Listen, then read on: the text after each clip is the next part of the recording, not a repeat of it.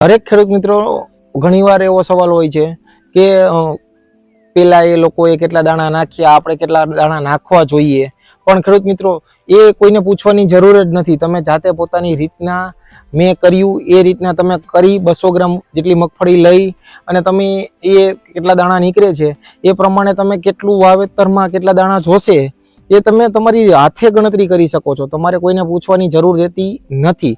તમે જોયું કે અમારા HPS 2 જે મગફળી હતી તે તમને ફૂલી એ HPS 2 મગફળી હતી એમાંથી કેટલા દાણા નીકળ્યા હતા, જેમનો દાણો મોટો હોય છે.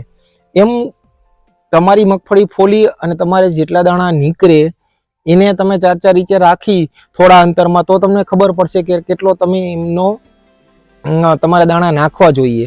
તમારે 5 છાયા મગફળી વાવી હોય તો એ પ્રમાણે દાણા નાખવા જોઈએ.